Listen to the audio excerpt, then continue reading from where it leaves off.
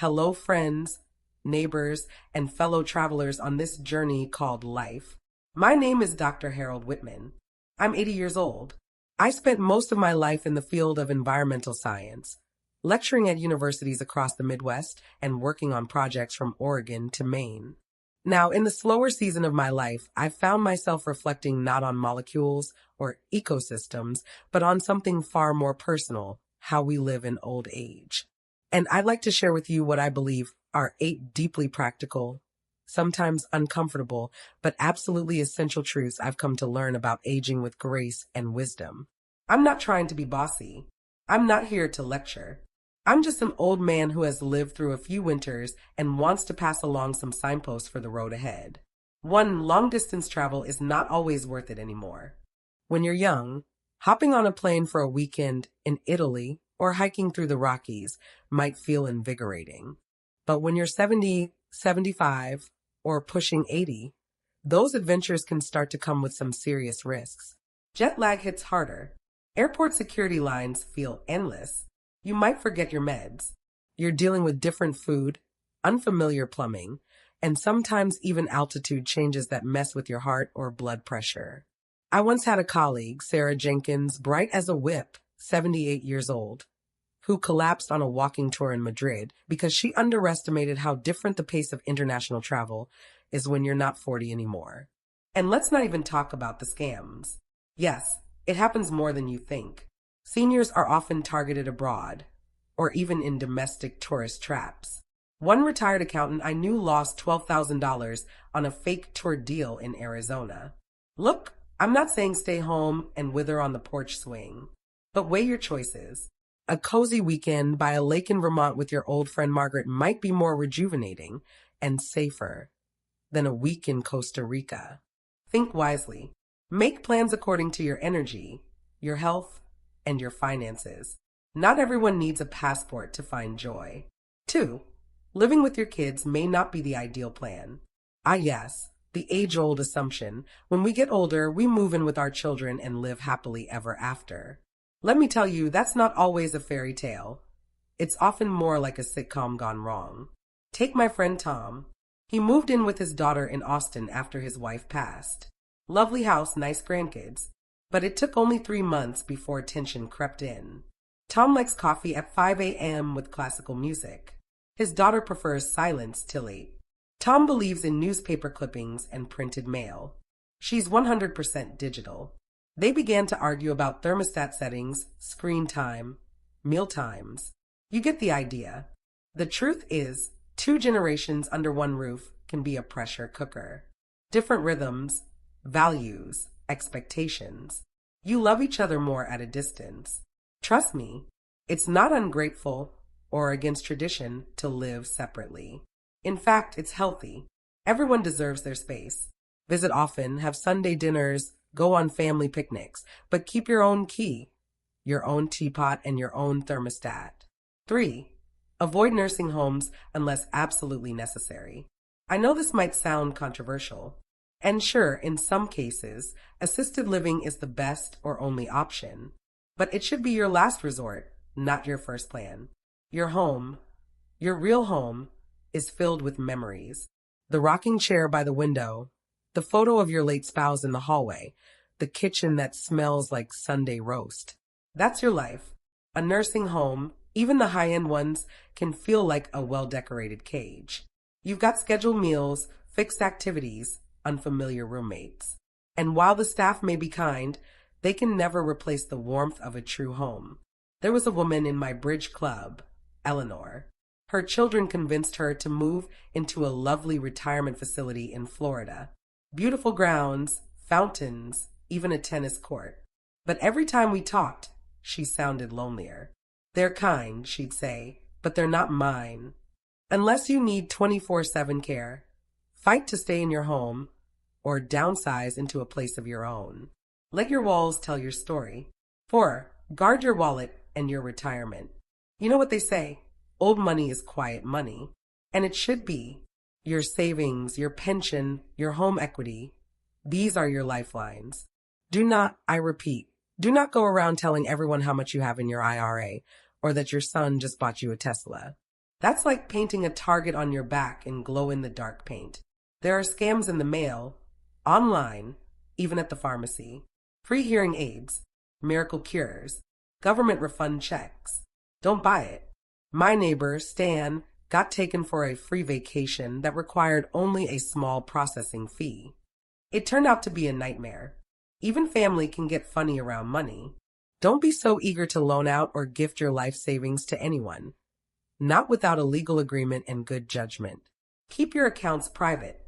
Talk to a financial advisor you trust, not your cousin who read an article on Facebook.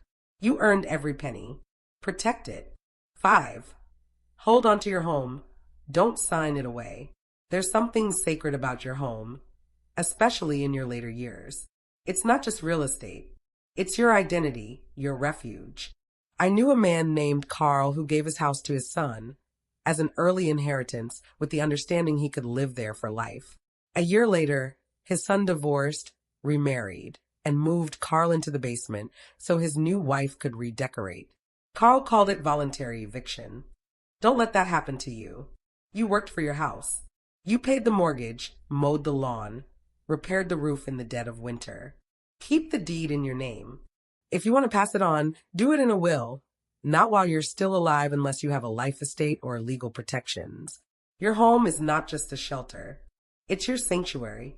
Treat it like one. 6. Be careful about finding a new partner. It's easy to feel lonely when you're widowed or divorced later in life. Companionship can be beautiful, but only if it's based on trust, not desperation. Plenty of older folks rush into relationships to avoid solitude. But beware. If someone seems too eager to move in, handle your meds, or help with your finances, press pause. I've seen stories, too many, of widows who took in charming men who turned out to be freeloaders, or gentlemen who married women who secretly wanted to take over their Social Security checks. This isn't to say love can't bloom again. Of course it can. Just be cautious. Go slow. Know their background. Talk to your family. Don't co-sign loans or share pins. A good companion should bring peace, not paperwork. 7. Don't compare or compete. Just be. At this stage in life, your peace of mind is worth more than your possessions. Stop comparing yourself to the couple next door who take cruises twice a year. Don't envy your friend who has grandkids visiting every weekend. And for heaven's sake, don't waste a second feeling bad because someone looks younger or more fit. Everyone has hidden aches. Everyone. Behind every Facebook smile is a struggle you don't see. Behind every pretty house could be a lonely heart. And behind every shiny car is a loan payment. You don't need more. You need enough. Enough health. Enough warmth. Enough joy. Comparison is the thief of contentment. Let it go. 8. Health is the greatest wealth, period. No, it's not a cliche. It's the truth. Without your health, everything else becomes background noise. All your travel plans, your family dinners, your hobbies, none of it matters if your knees won't move, your sugar's out of control, or your heart's in constant danger. Invest in your health like it's gold. Eat right. Sleep well. Walk every day. Take your meds. Get your checkups. Drink water. Laugh. Stretch. Say no to things that stress you out. And say yes to joy. Don't ignore the signs. Don't wait until it's too late. Prevention isn't a suggestion. It's your best retirement plan. Final thoughts. I didn't write this to scare you. I wrote this to awaken something in you. You've come so far. Don't trip at the finish line. Live wisely. Love slowly. Spend carefully. Trust cautiously. Rest fully. And above all, honor this beautiful gift of aging. We didn't come this far just to suffer. We came this far to savor. So please, share this with someone who needs it. A friend, a sibling, maybe even your own child. Let them hear the voice of someone who's been there. Thanks for listening. May your days be gentle, your memories warm, and your nights peaceful. God bless you. Dr. Harold Whitman, 80 years strong. Grandpa Walter is 86 this year. He lives in one of the most modest apartments in the community. Nothing fancy. Just your average red brick building with a squeaky elevator and a mailbox that's seen better days. But every single morning, rain or shine, He steps outside with energy that could rival a man half his age. He leads a small group of younger folks in Tai Chi on the community lawn, limbs slow, movements fluid, breaths deep and intentional. Most of his neighbors are in their 60s and 70s, retired or semi-retired, still figuring out how to fill the long days. Some prefer silence, some prefer TV. But Walter? He fills the square with life. Even though none of his children live nearby to look after him, Walter's life is anything but lonely. When the Neighborhood Association held their annual Golden Years Spirit Award, everyone unanimously agreed. If anyone deserves it, it's Walter. At my age, he says, sitting calmly on a park bench near the community fountain, watching people stroll by with dogs, strollers, and shopping bags, the question I dread most is, do you ever feel lonely? He chuckles. It's like people think getting old automatically means getting sad. He's got a point. So many of us are wired to believe that old age is all about isolation and silence. But Grandpa Walter? He's here to tell a different story. Contentment is the greatest wealth. Comparison is the thief of joy. Take Mrs. Linda from across the hall. She's turned her tiny backyard into a blooming paradise. Roses, lavender, sunflowers, all thriving. Every day, she shares snapshots with her retired girlfriends on Facebook, captioning them with quotes from Jane Austen or Nora Ephron. Her happiness is contagious. Then there's Mr. George, who finally figured out FaceTime at age 81. Now, he regularly chats with his grandson in Vancouver. Sometimes, they sit on video for an hour, saying nothing much, just enjoying the sun together. Old Frank from down the block?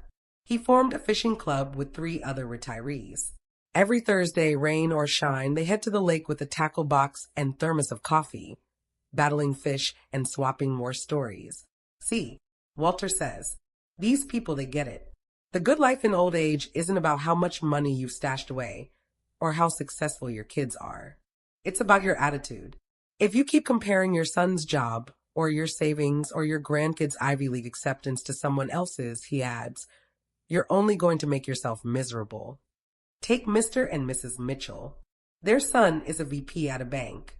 Big money, huge house, but it's so large that the couple couldn't manage it themselves and had to hire a live-in housekeeper. The problem? The helper didn't know how to cook the Midwest-style comfort food. They were used to meatloaf, mashed potatoes, you name it. So now they sit around grumpy, picking at kale salads, dreaming of casseroles. Meanwhile, Walter lives off a modest pension. He was a factory worker all his life, never made the big bucks.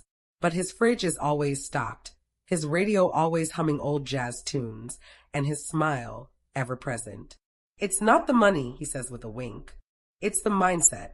People who are content will always feel rich. People who compare will always feel poor. Independence is dignity. Neediness breeds tension. Walter has one rule that he follows like gospel. Don't burden your children. You can love them, be there for them, but don't smother them. He rolls his eyes a bit when he talks about older folks who obsessively cling to their kids, calling them 3 times a day, asking if they ate, what they ate, when they'll be back, how the weather is, what's on their grocery list. Today you ask them what they had for breakfast, he says, ticking his fingers. Tomorrow you ask if they remembered to pack an umbrella. That's not love, that's micromanagement. After his wife passed away, Walter's daughter invited him to move in with her family. He politely declined. Young people have their world, he explained. They like going to clubs and watching Netflix till 2 a.m. We like early mornings and line dancing at the senior center. Living together? We'd only drive each other nuts. Instead, he calls his daughter once a week, every Sunday at 10 a.m. sharp. That's it. No unannounced drop-ins, no guilt trips, no passive-aggressive messages. At our age, he says, the best gift we can give our kids is space. Not our worries, not our drama, just our calm. Gratitude keeps the heart young. Complaining ages the soul. In Walter's building, there's a couple, Tom and Barbara, whose son moved to Europe for work. He couldn't make it home for Thanksgiving one year.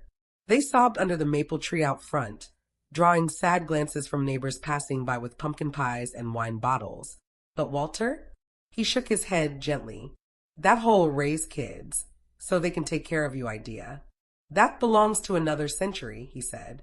Instead of sitting around stewing about it, Walter takes a bit of his pension each month and mails his daughter a box of local jams, his favorite peanut brittle, and sometimes hand-knit socks.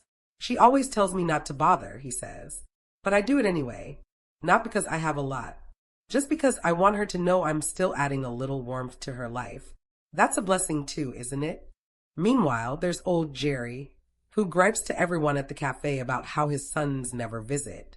He's become such a regular winner that even his old bowling buddies have started avoiding him. People don't avoid you because you're old, Walter says. They avoid you because your heart's bitter.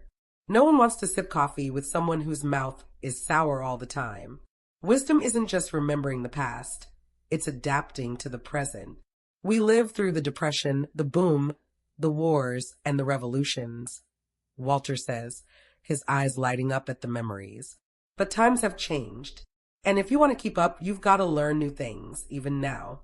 Every week, he teaches a tech class at the local senior center. He shows people how to order takeout with an app, how to book a doctor's appointment online, how to use Zoom. Some of them laugh at themselves, he says, but they learn. Wrinkles don't age you, he adds. Being stubborn does. If you can learn something new, you're still young where it counts. Every evening, as the sun begins to dip below the horizon, you'll find Grandpa Walter sitting quietly on the bench near the edge of the courtyard. The shadows stretch long, and the sky glows orange and pink. I never did anything world-changing, he says, voice calm and clear, but I did do one thing right. I grew old with clarity. He pauses and smiles softly. At our age, instead of complaining that your kids don't visit enough, maybe it's better to focus on crafting a life you love. Know what brings you joy. Know what drains your peace. Be thankful. Be gentle. And don't dig into things that were never meant to be dug into. The last rays of sunlight illuminate his deeply lined face. Those lines, they don't tell a story of suffering. They tell a story of understanding. No luxury estate. No private jet. No five-star retirement facility. Just a plain, simple man who owns something many young people can only dream of, a rich and peaceful soul. Not every senior can live like Grandpa Walter, but every senior can try to live with more intention. Know what to hold on to. Know what to let go. Life may seem long, but blink and it's gone. From first steps to final ones, all we really want is the same. To live fully, to love freely, and to leave gently with a smile.